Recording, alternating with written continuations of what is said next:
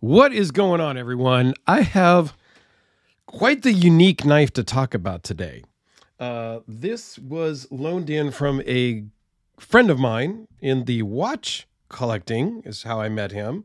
And it turns out that he was also into knives. He lives in Vegas. His name is Dave. And thank you very much for sending in this knife. This is a Peter Steyn, I think is how you pronounce it, Steyn, friction folder. I don't have the exact name. There's some specs and stuff that I don't know. I spent a good amount of time looking at his website, which I will link down below, and you guys should check it out for sure also. It's another amazing South African maker. You know that I am a big fan of South African knives. I've learned a lot about them initially from my very good friend Alex and co-host of the EDC Hour with Dirk and Alex show. So if you haven't subscribed to that channel and joined our live streams, you're missing out. So I will put a link to that down below also. So thank you, Alex, for introducing me to South African knives. And again, thank you, Dave, for sending this piece in.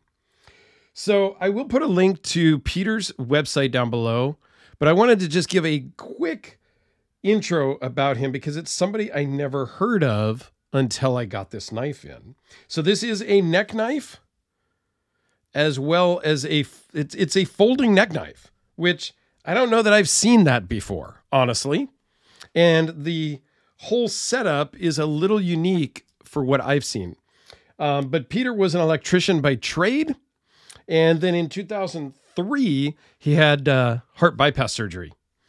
Came out of it great. Once he came out of surgery, a buddy came and introduced him to a custom knife. And he fell in love and was looking for a hobby. He found knife making. And kind of the rest is history. That was in 2003. He made his first knife in 2005. And by 2006, he was ready to bring his knives to the first knife show that he ever did. And then later in 2006, he was accepted into the South African Guild of Knife Makers. And here we are in 2022. And yeah, the rest is history. So when Dave bought this knife, and I don't know if Dave bought it directly from Peter or not, but it's a $175 knife, and they included this copper rhino.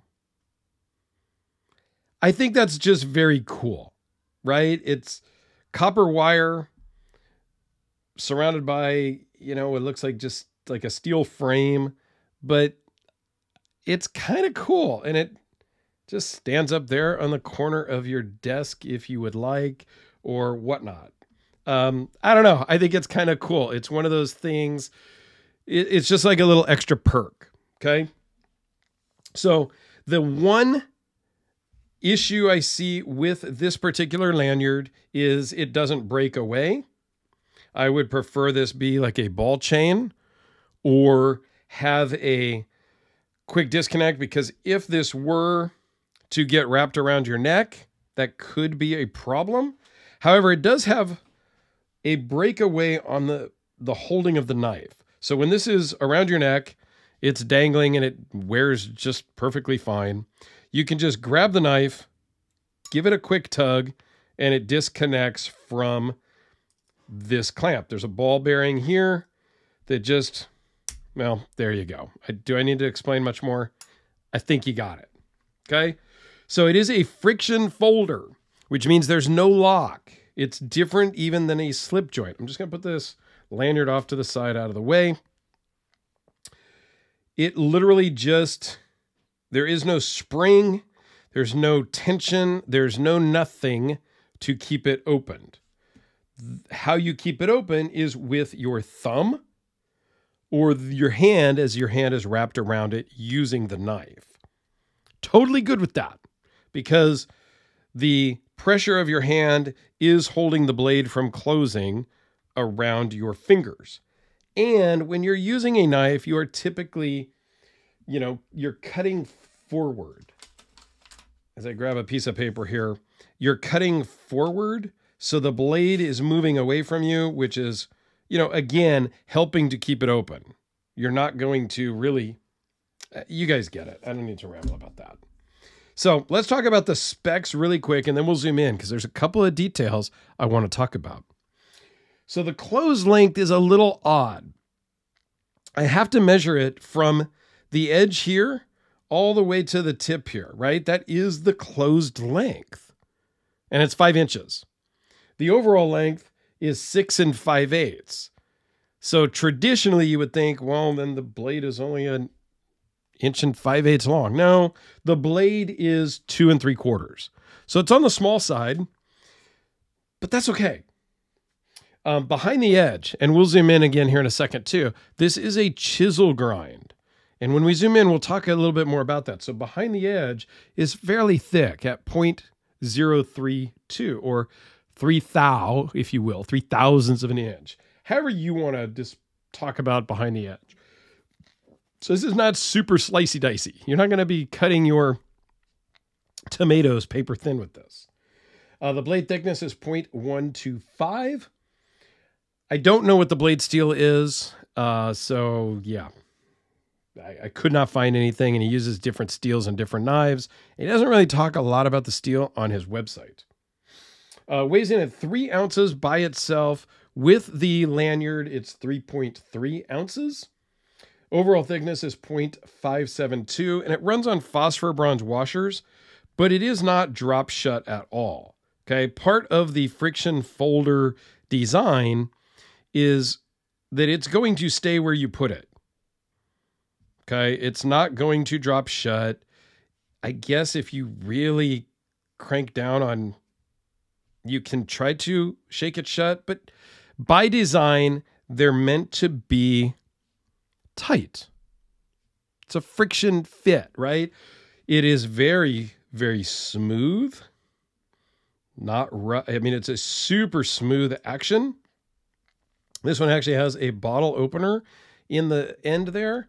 And let's zoom in and take a close look because there's a couple of details. The wood on this one we think might be a Zanzibar. I'm not really sure. But it's a beautiful piece of wood for sure, for sure. And it has copper and steel liners. And it has the cutout here for the ball that attaches to the lanyard. That's what that cutout is for there, that it just slides right in. I think it's just very well done. Here's the blade. Now you can see there is the main grind and then the secondary bevel. On the back side, it is just flat. There is no grind. It's maybe not completely like level flat, so it does taper in, but there is no secondary grind. There is no nothing. It's only beveled here on this edge. Has his logo there and a sterile on the back. I think you can see the copper and stuff here a little bit better. So it goes wood, copper, and then the steel liners. Then the steel liner, copper, and then wood. It's just done very nicely.